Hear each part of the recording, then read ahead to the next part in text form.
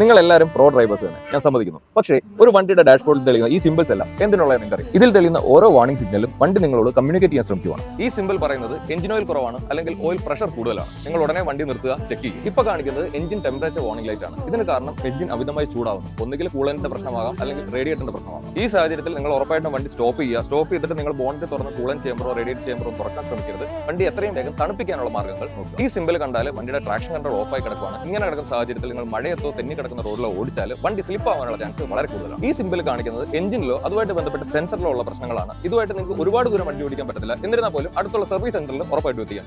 ഇതാണ് gear box warning light. ഇത് കത്തിക്കഴിഞ്ഞാൽ നിങ്ങൾ ഗിയർ ബോക്സ് അമിതമായി ചൂടായെന്നാണ് അർത്ഥം. ഇമ്മീഡിയറ്റ് ആയിട്ട് വണ്ടി നിർത്തുക, തണുപ്പിക്കാനുള്ള മാർഗ്ഗം നോക്കുക. ഇത് നമുക്ക് എല്ലാവർക്കും അറിയാവുന്ന ഒരു വാർണിംഗ് ലൈറ്റ് തന്നെയാണ് ബാറ്ററി വാർണിംഗ് ലൈറ്റ്. ഒന്നുകിൽ ബാറ്ററി ചാർജ് ആവുന്നില്ല അല്ലെങ്കിൽ ഓൾട്ടർനേറ്ററിന്റെ ഇഷ്യൂ ആണ്. ഇപ്പോൾ കാണിക്കുന്നതാണ് ABS വാർണിംഗ് ലൈറ്റ്. ഈ വാർണിംഗ് ലൈറ്റ് കത്തുന്ന സമയത്ത് നമ്മൾ നോർമൽ ബ്രേക്കിംഗ് പ്രോപ്പറായിട്ട് വർക്ക് ചെയ്യും. പക്ഷേ എമർജൻസി സിറ്റുവേഷനിൽ നിങ്ങൾ ABS വർക്ക് ആവില്ല. ഈ സിമ്പിൾ പഴയ വണ്ടികൾ കാണാൻ സാധ്യതയില്ല. പക്ഷേ ഇപ്പോൾ ഇറങ്ങിയ ചില മിക്ക പുതിയ വണ്ടികളും ഇത് കാണാം. ഇത് ടയർ പ്രഷർ മോണിറ്ററിംഗ് സിസ്റ്റം ആണ്. നിങ്ങളുടെ വണ്ടിയിലെ ഏതെങ്കിലും ടയറിന് കാറ്റ് കുറഞ്ഞിരിക്കുമ്പോഴാണ് ഈ സിമ്പിൾ കാണിക്കുക. സോ ഈ വാർണിംഗ് സിഗ്നൽ എല്ലാം കണ്ടാൽ നിങ്ങൾ ഒരു കാരണവശാലും ഇഗ്നോർ ചെയ്യരുത്. അതുപോലെ ഈ വീഡിയോ സേവ് ചെയ്ത് വെക്കുക. വണ്ടി ഓടിക്കുന്ന നിങ്ങളുടെ എല്ലാ ഫ്രണ്ട്സും വീഡിയോ ഷെയർ ചെയ്തു.